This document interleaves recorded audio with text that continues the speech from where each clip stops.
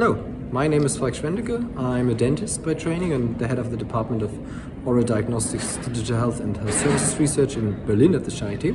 And I've been working with Equia and Equia Forte and Equia Forte HT, so all the different generations, for about 10 years now.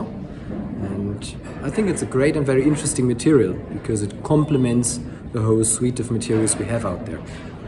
My main focus, and I think one of the main application ideas for Equia Forte HT, is the replacement of amalgam as one of the main restorative materials in the world. Why is this relevant to me? Because I work a lot with FDI, with WHO and so on the amalgam phase down and phase out. And we are already seeing a phase out in many countries of the world. Also because amalgam is not minimal invasive and not tooth colored, but mainly because of the Minamata agreement. An agreement which basically bans mercury and hence also dental amalgam from being used widely. So I would say in some years we will not have amalgam at all any longer with some likelihood. And that's where the glass ionomers come in and the glass hybrids come in. Because I strongly believe that in the future, when we don't have amalgam any longer, we need various materials. Probably need composite as well, but we will need glass ionomers and glass hybrids too for more technically demanding situations, for high-risk patients, and also, due to costs, for a number of populations which won't be able to afford composites. So I strongly think, and the WHO agrees with me on this, that glass ionomers and glass hybrids might be one of these amalgam alternatives of the future. Why do I talk about glass hybrids? What are glass hybrids? What is Equia Forte HT? Well, we all know glass ionomers for cementing materials, but also for smaller fillings, mainly in class 1 restorations.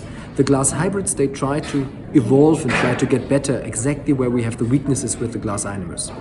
And you all know these weaknesses. They are A, the limited resistance to wear.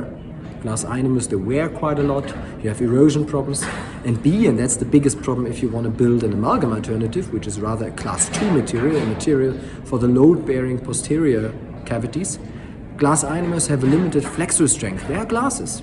If you throw a glass against a table, it breaks.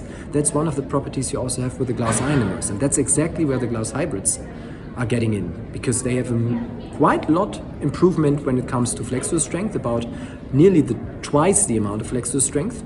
They are still not a composite, but they're really, really valid by now for posterior restorations as well.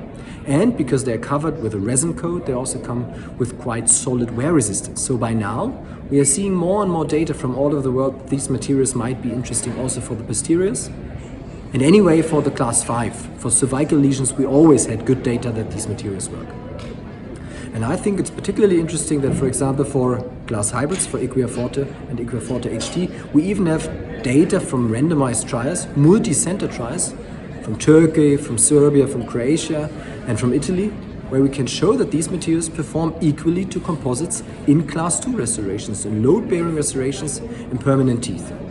And what we did with these data from this multinational trials, we analyzed it, for example, when it comes to the cost effectiveness of these materials. And we could even show that with a very high chance, Equia Forte HT and the glass hybrids in general are very cost effective. Because especially initially, they are not as costly as composites, while in the long run, we can expect them to last roughly the same. I treat a lot of older patients with root caries, but also with defective class 2 restorations. And I think that especially in that population, the glass hybrids, Equia Forte HT, are very interesting because they release fluoride, they're easy to place, fast curing, can be sculpted, and afterwards you have a long-lasting restoration, especially for the more difficult situation. So overall, I think it's a very interesting material.